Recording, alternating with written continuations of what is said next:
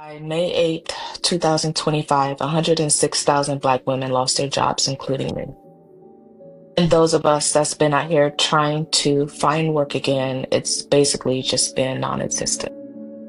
And I'm starting to feel like this is by design because there are over 100,000 women, Black women like me, who have the same story, who has applied for over 300 plus jobs and just not getting it, not getting any replies. There's just no feedback.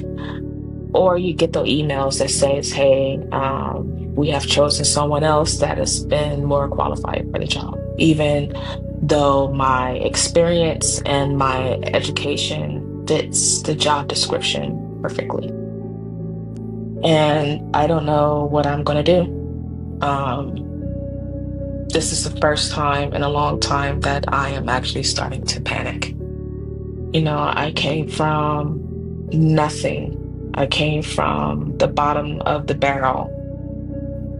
And I spent years building myself, educating myself, paying my way through college, going through a lot of experience to get to where I was in my career, for it just to be snatched away.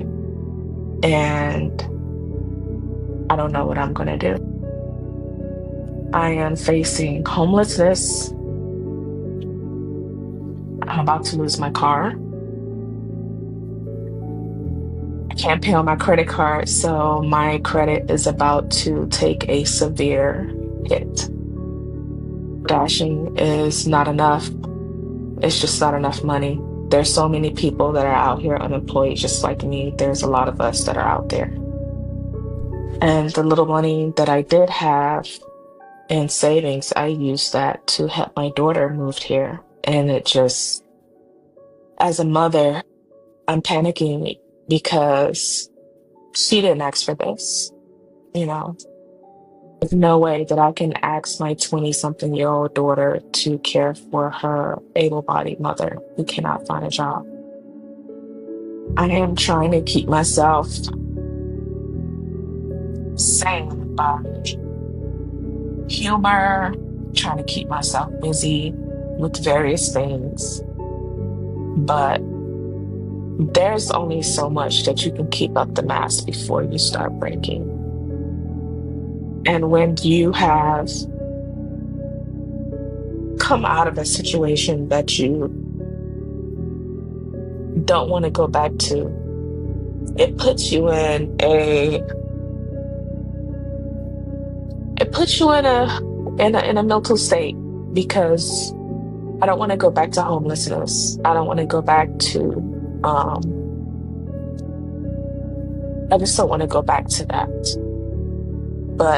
And I thought I'd done everything I could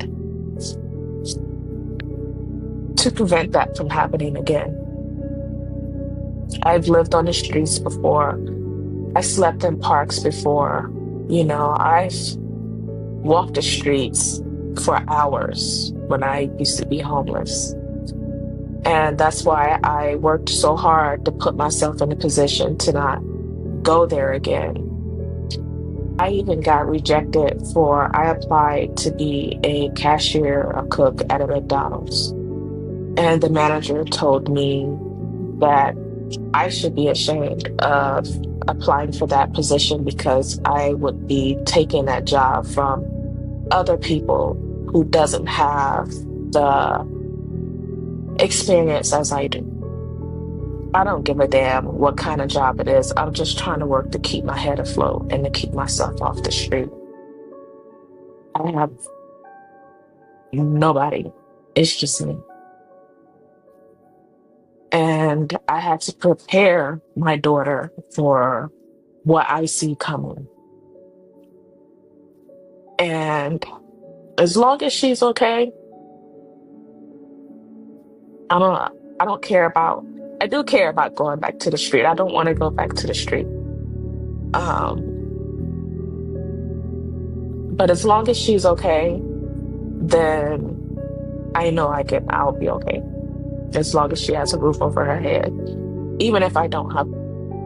And I think it's by design because every single job that I have applied for, I can count on one hand of how many interviews that I've been to. And the interviews were stellar. I come out feeling good. I'm like, oh, I got this, blah, blah, blah.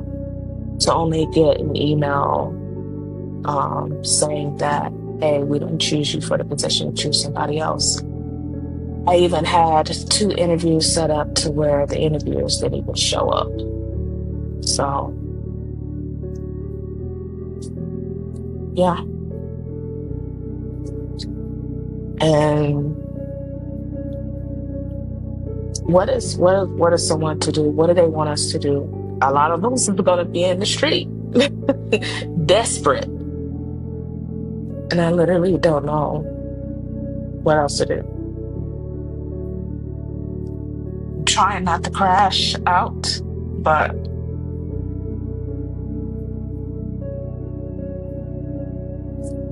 it's so fucking hard.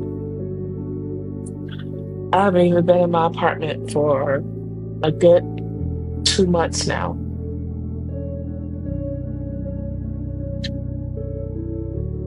106,000 Black women laid off. And I think the most hurtful thing when I was laid off March 7th. I searched for jobs every single day, sometimes applying for multiple positions for the same company. Applying for jobs that match my job skill, applying for jobs that I'm overqualified for. How can I tailor my resume for a job when my last 2 positions is an IT manager and an IT director? And if I apply for something that I'm underqualified for, they're not going to hire me.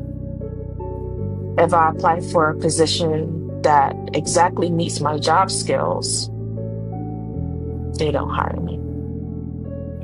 I have revamped my resume so many times, I don't think I can revamp it anymore. People like to say, oh, you have a lot of skills, you have a lot of experience, you have the education, it's going to be easy. It is not easy out here, and it is not easy getting a job. And I'm scared. I'm scared with everything that's going on right now. I'm scared.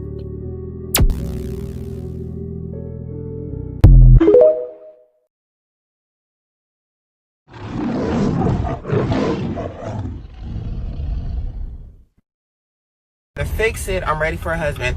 I'm ready to sit down and be quiet. I'm ready to listen.